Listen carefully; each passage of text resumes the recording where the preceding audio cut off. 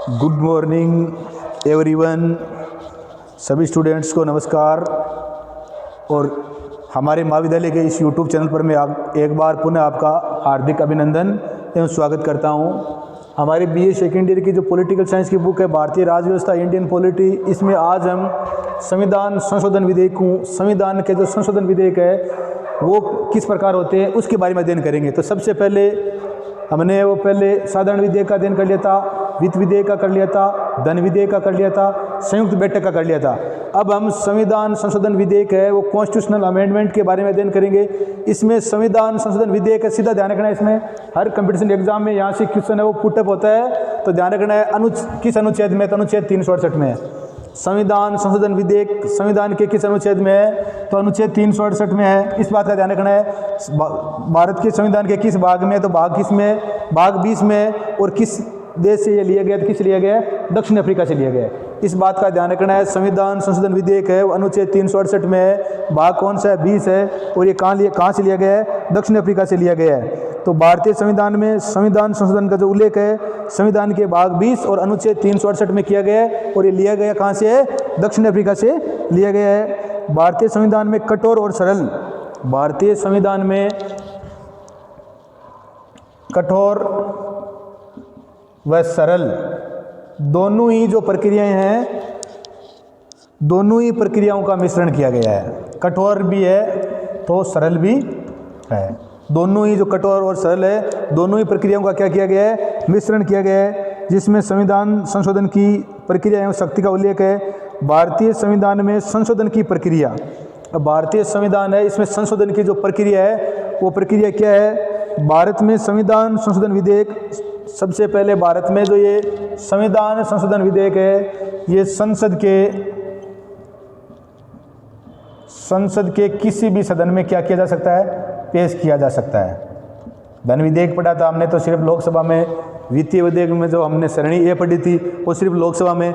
तो ध्यान रखना है ये संविधान संशोधन विधेयक है, ये ऐसा विधेयक है इसको संसद में कितने सदन है, 2 सदन है। तो ये संसद के किसी भी सदन में पेश किया जा सकता है, चाहे वो राज्यसभा हो और चाहे लोकसभा हो। बार बार कंपटीशन एग्जाम में क्वेश्चन पूछा गया है। तो संविधान संशोधन विधेयक है ये संसद के किसी भी सदन में क्या किया जा सकता है, संसद के किसी भी सदन में प्रस्तुत किया जा सकता है। भारत में संविधान संशोधन का आरंभ, इस बात का ध्यान रखना है, जो संविधान संशोधन है इसका आरंभ है वो राज्य की जो विधानसभा है उसमें नहीं हो सकता। हालांकि कुछ इसमें ऐसा प्रस्ताव है जिसमें राज्य विधायिका की सहमति जरूरी होती है, पर राज्य विधानसभा में संविधान संशोधन है वो नहीं किया जा सकता। संविधान संशोधन विधेयक किसी भी मंत्री या निजी संसद सदस्य द्वारा लाया जा सकता है। संविधान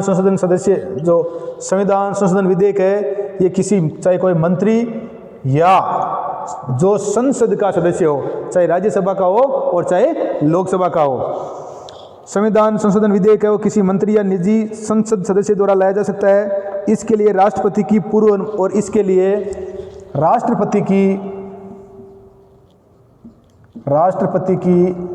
पूर्व अनुमति की आवश्यकता नहीं होती। जिस प्रकार से हमने धन विधेयक है वो अध्ययन किया था तो उसमें क्या था, राष्ट्रपति की पूर्व अनुमति की आवश्यकता होती है। परंतु संविधान संशोधन विधेयक अनुच्छेद 368 में भाग 20 में दक्षिण अफ्रीका से लिया गया है। इसमें कठोर व सरल दोनों का सम्मिश्रण पाया गया है। संसद के किसी भी सदन में पेश किया जा सकता है, चाहे राज्यसभा और लोकसभा हो, और ये कोई मंत्री या संसद सदस्य भी इसको पेश कर सकता है। और राष्ट्रपति की इसमें पूर्व अनुमति की आवश्यकता नहीं होती है। कुछ संविधान संशोधन विधेयक एक विशेष बहुमत द्वारा पारित होने चाहिए। कुछ संविधान संशोधन विधेयक होते हैं जो क्या होते हैं, विशेष बहुमत की जरूरत होती है। कुछ संविधान संशोधन विधेयक ऐसे होते हैं जिनके लिए क्या होती है, विशेष बहुमत की आवश्यकता होती है।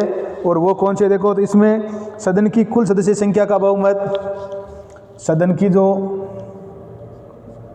कुल सदस्य संख्या है उसका बहुमत, सदन की कुल सदस्य संख्या का बहुमत होना ही चाहिए। जिस प्रकार से अगर राज्यसभा की सदस्य संख्या 245 है, लोकसभा की 543 है, तो इनका क्या होना चाहिए, इनका तो मतलब ये कुल सदस्य संख्या है इसका बहुमत तो होना ही चाहिए। इस बात का ध्यान रखना है। और उपस्थिति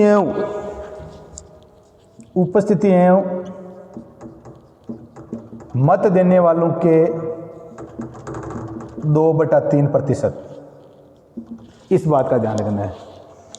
सदन की कुल सदस्य संख्या का बहुमत उपस्थित एवं मत देने वालों का 2/3 सदस्य संख्या, 2/3 सदस्य संख्या। तो ये 2 है, इसमें विशेष बहुमत है। इसमें एक तो कुल सदस्य सदन है उसकी कुल सदस्य संख्या का बहुमत होना चाहिए, और कुल सदस्य संख्या वर्तमान समय में राज्यसभा की है 245 और लोकसभा की है 543, क्योंकि दो जो आंग्ल भारतीय अभी 104वां संविधान संशोधन हुआ था, जो मैं आपको पिछले वीडियो में बता चुका हूँ, उसके द्वारा आंग्ल भारतीय जो थे 2, उसका क्या कर दिया गया है, समाप्त कर दिया गया है। और दूसरा है उपस्थित, उस समय कितने उपस्थित है या मत देने वाले के 2/3 सदस्य संख्या है, इसे क्या होना चाहिए, सहमत होना चाहिए। संविधान संशोधन विधेयक पर, अब संविधान संशोधन विधेयक है, इस पर जो हमने अनुच्छेद 108 में संयुक्त बैठक का अध्ययन किया था, संयुक्त बैठक है वो नहीं हो सकती या नहीं की जा सकती। ध्यान रखना है, संविधान संशोधन विधेयक है, इस पर संयुक्त बैठक है। इस प्रकार से धन विधेयक में हमने पढ़ा था, तो इस प्रकार से इसमें संविधान संशोधन विधेयक है जो अनुच्छेद 368 के तहत होता है, इसमें संयुक्त बैठक है उसका प्रावधान नहीं है या संयुक्त बैठक नहीं होती, इस बात का ध्यान रखना है। 24वां जो संविधान संशोधन हुआ था इंदिरा गांधी के समय 1971 में, 24वां संविधान संशोधन, इसमें यह प्रावधान किया गया कि राष्ट्रपति संविधान संशोधन विधेयक पर वीटो का प्रयोग नहीं करेंगे। 24वें संविधान संशोधन द्वारा 1971 में इंदिरा गांधी के समय इस प्रकार का प्रावधान कर दिया गया या इस प्रकार की व्यवस्था कर दी कि राष्ट्रपति है वो क्या, वीटो का प्रयोग कौन करता है, राष्ट्रपति करता है, और राष्ट्रपति क्या नहीं करेगा, वीटो का प्रयोग नहीं करेगा। किस अमेंडमेंट द्वारा किया गया ये, 24वां जो कॉन्स्टिट्यूशनल अमेंडमेंट है उसके द्वारा किया गया।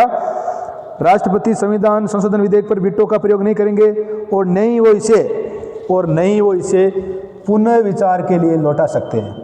न तो इस पर क्या कर सकते हैं, वीटो का प्रयोग कर सकते हैं, और नहीं इसे पुनर्विचार के लिए लौटा सकते हैं। ये व्यवस्था कब की गई, 24वां संविधान संशोधन कब किया गया, 1971 में।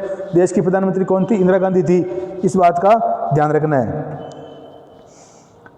दोनों सदनों के पारित होने के पश्चात, दोनों सदनों से अगर पारित हो गया तो राष्ट्रपति है उसको क्या करना पड़ेगा, इस पर हस्ताक्षर करने पड़ेंगे, और राष्ट्रपति के हस्ताक्षर के बाद में ये क्या बन जाएगा, विधेयक है वो कानून बन जाएगा। तो इस बात का ध्यान रखना है। संविधान संशोधन विधेयक है, संविधान संशोधन विधेयक है, पूछ ले सीधा क्वेश्चन किस अनुच्छेद में आता है, तो किस अनुच्छेद में आता है, बार बार विभिन्न कंपटीशन एग्जाम में क्वेश्चन पूछा गया है। तो संविधान संशोधन विधेयक है ये किस अनुच्छेद के तहत, तो किस अनुच्छेद के तहत, अनुच्छेद 368 के तहत। भाग कौन सा है, भाग 20 है। किस देश से लिया गया है, तो किस देश से लिया गया है, दक्षिण अफ्रीका से लिया गया है। इसमें इसमें कठोर और सरल दोनों का क्या किया जाता है, कठोर कहाँ की है, अमेरिका की, सरल कहाँ की है, ब्रिटेन की। तो इसमें कठोर और सरल दोनों का समन्वय या मिश्रण पाया जाता है। ये जो संविधान संशोधन विधेयक है ये संसद के किसी भी सदन में पेश किया जा सकता है, चाहे राज्यसभा चाहे लोकसभा, और इससे मंत्री या संसद का कोई सदस्य क्या कर सकता है, पेश कर सकता है, और इसमें राष्ट्रपति की पूर्व अनुमति की आवश्यकता नहीं होती है। ये क्या है कि सदन की जो कुल सदस्य संख्या है उसका क्या होना चाहिए, बहुमत होना चाहिए। अब कुल सदस्य संख्या राज्यसभा की 245 और लोकसभा कितनी है, 543 है, क्योंकि वर्तमान में 104वां जो संविधान संशोधन था या 104वां जो कॉन्स्टिट्यूशनल अमेंडमेंट है उसके द्वारा आंग्ल भारतीय जो 2 होते थे लोकसभा में, उसको अब क्या कर दिया गया है, उसकी व्यवस्था है वो समाप्त कर दी गई है, और SC/ST का कार्यकाल पुनः 10 साल के लिए बढ़ा दिया गया है। दूसरा है उपस्थित और मतदान देने वाले जो 2/3 सदस्य है, ये इसे क्या होना चाहिए, इसका समर्थन होना चाहिए। और इसमें अगर दोनों सदनों में कोई गतिरोध उत्पन्न हो जाए तो संयुक्त बैठक की आवश्यकता या संयुक्त बैठक नहीं होती, संयुक्त बैठक का प्रावधान नहीं है। 24वां संविधान संशोधन हुआ था कब, 1971 में। प्रधानमंत्री कौन थी, इंदिरा गांधी थी। उस समय राष्ट्रपति को जो वीटो का पावर था उसको, और जो एक बार वो पुनर्विचार लौटा सकता है, इसको क्या कर दिया गया, समाप्त कर दिया। अब संविधान संशोधन विधेयक को राष्ट्रपति न तो वीटो का प्रयोग कर सकता और नहीं उसे पुनर्विचार के लिए लौटा सकता है। इन बातों का ध्यान रखना है। संविधान संशोधन विधेयक को संसद के किसी भी सदन में प्रस्तुत किया जा सकता है। संविधान संशोधन विधेयक को पारित करने के लिए दोनों सदनों में विशेष बहुमत, पारित करने के लिए दोनों सदन है उसमें क्या चाहिए, दोनों सदनों में विशेष बहुमत उपस्थित और मत देने वालों के 2/3 सदस्य है, इसके समर्थन में होने चाहिए। विशेष बहुमत चाहिए। कुछ विधेयकों में संसद के विशेष बहुमत के साथ, कुछ विधेयक ऐसे होते हैं जिसमें संसद के विशेष बहुमत के साथ कम से कम आधे राज्यों की सहमति भी आवश्यक है। कुछ विधेयक ऐसे होते हैं जैसे राष्ट्रपति का निर्वाचन है, संसद का आकार बढ़ाना है घटाना है। कुछ विधेयक ऐसे होते हैं जिसमें क्या होता है कि ये तो है ही उपस्थित और मत सदन की कुल सदस्य संख्या का बहुमत तो है ही, साथ में उपस्थित और मत देने वालों का 2/3 है ही। और कुछ विधेयक ऐसे होते हैं जिसमें आधे जो राज्य है, आधे राज्य का मतलब ये है वो राज्य जिनमें क्या है विधानसभा है। जैसे वर्तमान में भारत में कितने राज्य है? 28 राज्य है, और 3 में दिल्ली और पुदुचेरी में तो है ही, और जम्मू कश्मीर में और विधानसभा होगी। 3 में क्या होगी? विधानसभा होगी केंद्र शासित प्रदेश में। तो टोटल कितने हो गए? 31 हो गए। तो इसमें से 16 राज्य, कुछ विधेयक ऐसे होते हैं जिसमें 16 राज्य की जो विधानसभा है उसकी सहमति भी क्या होती है? आवश्यक होती है। 16 जिस प्रकार से 99वां संविधान संशोधन किया गया था।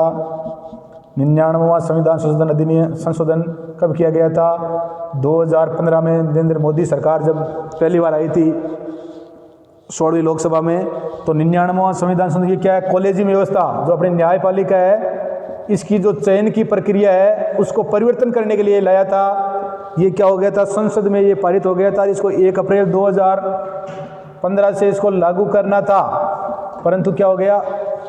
और आधे राज्यों की जो है इससे भी इसको क्या मिल गई थी? सहमति मिल गई थी।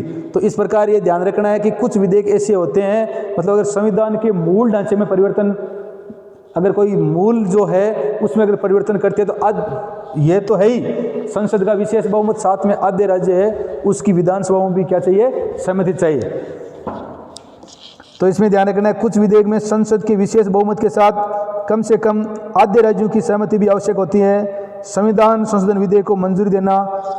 संविधान संशोधन विधेयक अगर राज्यसभा और लोकसभा में संविधान संशोधन विधेयक पर ये आपस में सहमत है और ये विशेष बहुमत से पारित हो गया तो राष्ट्रपति को अपनी क्या देनी पड़ेगी? अनुमति देने के लिए राष्ट्रपति क्या है? बाध्य है या आवश्यक होता है। अतः राष्ट्रपति संविधान संशोधन विधेयक को न तो पुनर्विचार के लिए भेज सकता है और न ही अनुमति देने से मना कर सकता है। राष्ट्रपति है उसको बाधित कर दिया गया है कि वो संविधान संशोधन विधेयक को, जो अनुच्छेद 368 के तहत होता है, दो विधियां इसमें, तो इसमें अगर राष्ट्रपति इसको न तो क्या कर सकता है? वीटो का प्रयोग कर सकता है, मना कर सकता है, और नहीं उसको पुनर्विचार के लिए भेज सकता है। ये व्यवस्था कब की गई थी? ये व्यवस्था 24वें संविधान संशोधन 1971 में, ये कॉन्स्टिट्यूशनल अमेंडमेंट 24वां किया गया था, 24वां, और ये कब किया गया था? 1971 में किया गया था। और प्रधानमंत्री कौन थी? इंदिरा गांधी थी। उस समय ये बाध्यता कर दी गई थी कि अगर संविधान संशोधन विधेयक है तो उस पर राष्ट्रपति न तो वीटो का प्रयोग कर सकता, मतलब न तो उसे मना कर सकता, और नहीं उसे पुनर्विचार के लिए क्या कर सकता है? भेज सकता है।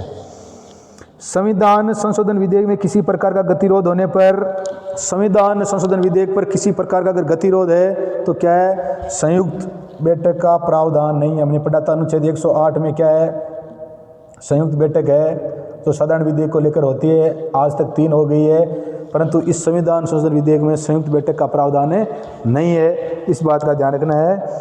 दोनों सदनों की संयुक्त बैठक नहीं होती है, अतः गतिरोध होने की स्थिति में विधेयक ही क्या हो जाएगा? अगर दोनों सदनों में गतिरोध है तो विधेयक क्या हो जाएगा? तो विधेयक वो समाप्त हो जाएगा। दोनों सदनों में अगर गतिरोध है तो विधेयक क्या हो जाएगा? समाप्त हो जाएगा। इस बात का ध्यान रखना है। और आज तक हमारे संविधान में कितने संविधान संशोधन हो चुके हैं? 104 संविधान संशोधन हो चुके हैं। कितने हो चुके हैं? 104 संविधान संशोधन हो चुके हैं। 99वां जो संविधान संशोधन था वो क्या था? कॉलेजियम व्यवस्था को लेकर था, जिसको न्यायपालिका ने क्या कर दिया था? खारिज कर दिया था, अवैध करार दिया था।